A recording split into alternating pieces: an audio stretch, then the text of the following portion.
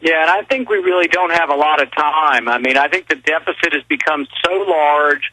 They've printed so much money. There's been such an expansion of credit that I fear that if there's a destruction of the currency, that during that chaos is when really bad things can happen. You know, that's what happened when we got Hitler in Germany, was during the destruction of the currency. And if we have a really catastrophic or a panic in the currency here, we need to have people in place in office who will be talking about protecting us, following the rule of law, the Constitution, and not saying, give me more power. If I only had more power against these evil people, if we put these people in prison, you know, we can make you safe again. You know, all that security. We just need more security. And if you get some kind of strong leader like that, then it's all over for the Republic.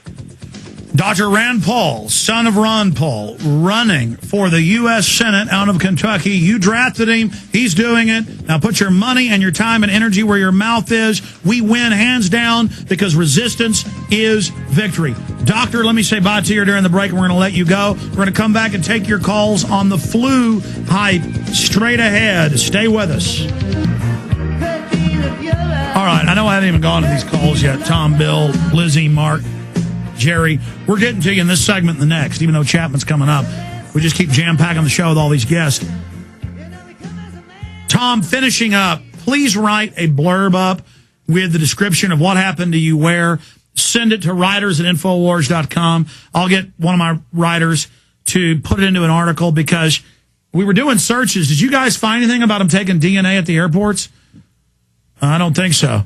So that's big news. I believe you. We need to follow up on that tip. Anything else, Tom? Yeah, I couldn't find anything when I got home and Googled it, and that's why I'm calling you just to see if you had heard anything. Now, just my luck, the personnel, the airline personnel that cut in line actually were the stewardess and steward on my plane, so I was the topic of conversation. Several times they'd walk by, oh, there's the guy who refused the test. And so I pulled this stewardess over, and I said, well, but wait a minute. She couldn't even explain to me what the test was. Why would I submit to something that I don't even know what she's doing or what it's for? And they said, well, it's for the good of everybody. You should have just done it. Well, I got to say this. Even worse than the TSA are the stewardesses, the flight attendants. Some of them are real nice. Some of them are fans. I've run into them on flights to England, flights to New York. But a lot of them are on Nazi power trips. And they love bullying people around. And, I mean, you know, it's just, again, the airport is being used to train us for everything. Write it up in a 2-paragraph, 3-paragraph blurb, or longer if you want. Send it to us. God bless you. We're going to try to track that down, Tom. Thank you for your help, sir. Have a great day. Thank you. Well, just amazing right there. Bill in Wisconsin, you're on the air. Go ahead, Bill. Yeah, Alex, how are you doing today? Good, my friend. Okay, I'm a county supervisor here in Wisconsin. One of the committee assignments that I was given when I was elected a few years back was for the county health board. And as a believer in alternative medicine, I've been very, perplexed and alarmed by the things that I've seen over the years. I've come to the conclusion that Len Horowitz and all of his information that public health is a genocide program is correct. Now, yesterday we had a pandemic meeting, and I've been going to all of these meetings. This was held at, one of the local prisons for juvenile youth, and we were up getting an update on what their plans were. But at every one of these meetings, I bring out information that you've had, or Dr. Tenpenny, or the Crusader out of Florida.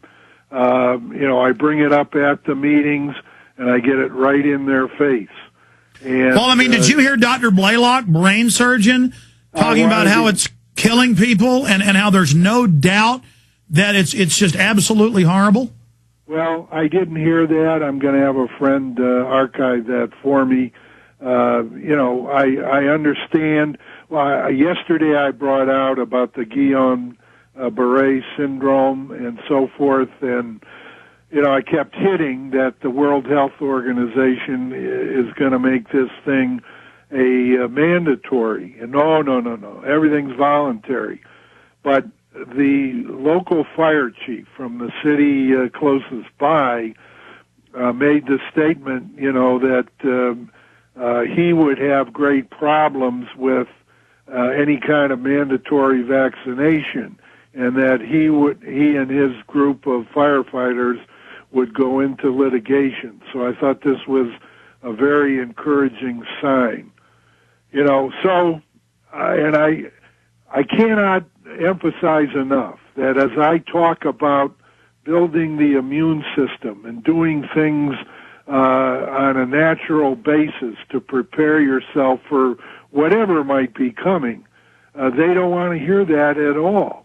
All they're concerned with here are these shots or the Tamiflu, and you bring up all the negatives about it, and it's just off their heads.